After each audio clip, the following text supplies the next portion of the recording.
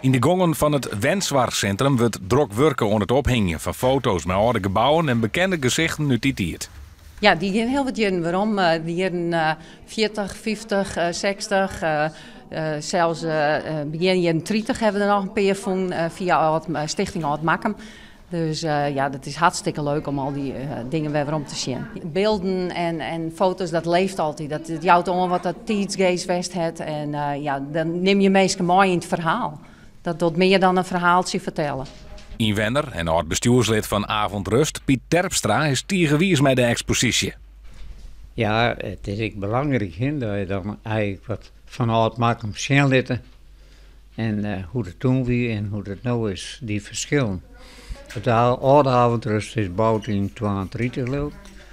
En zat het letter verbouwd, dus is het volledig bij de tijd.